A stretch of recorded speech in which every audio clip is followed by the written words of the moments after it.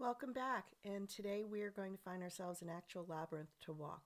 One of my favorite ways to find a labyrinth, whether at home or I'm visiting a different city, is by using a website called the Labyrinth Locator or the Worldwide Labyrinth Locator.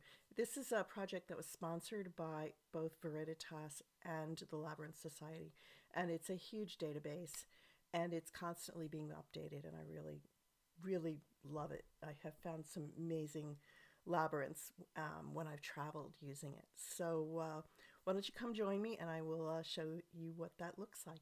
Okay, so here we are at the Worldwide Labyrinth Locator website. So you can find that at labyrinthlocator.com.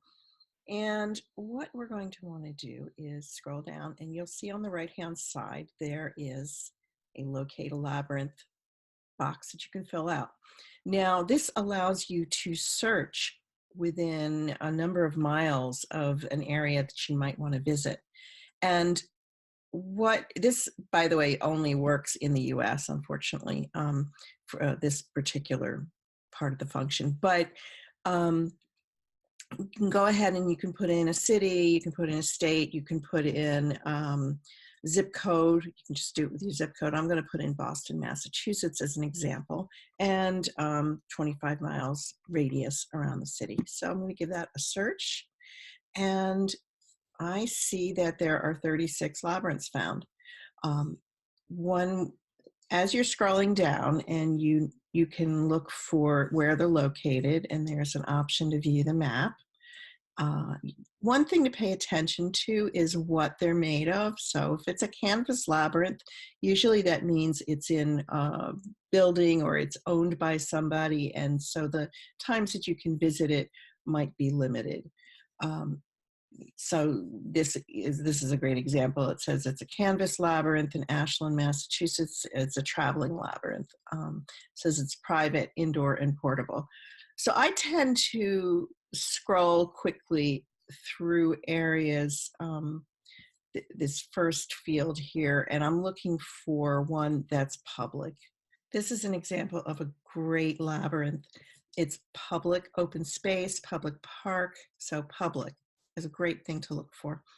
It'll give you the type of material it's made out of, and some of them, they'll even tell you who designed it, who built it, what size. This is a 60-foot labyrinth, so it's a pretty big labyrinth. It's got a fountain in the middle. I don't think it says that here, but I've walked it many times. So if I like, I can actually click on View Map, and it'll take me to, I believe, Google Maps, and it'll show you exactly where it's located. So let's see, looking for another public.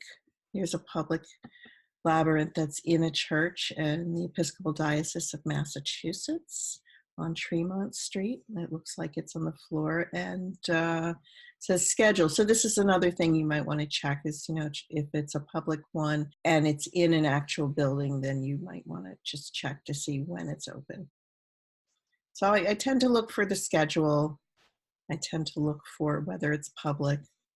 There are some wonderful private labyrinths that you can visit. Often you just need to call the person that owns it.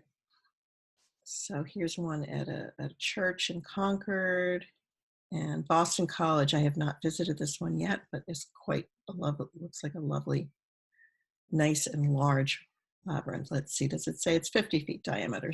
So it found 36 labyrinths, and there are 2 pages. So I could also go to the second page and see what else. So here's one that's private, that's in a private garden or property. It says open for scheduled events. So another thing you might want to do is do a Google search or a Facebook search in your area for a labyrinth walk that somebody might be hosting. And it looks like they actually have scheduled events at this one. So this might be a good one to, call up and or contact or check the website to see when there are going to be events. Anyway, this is a great tool that you can use. I encourage you to have fun with it. Let me know if you find it a labyrinth in your area to walk.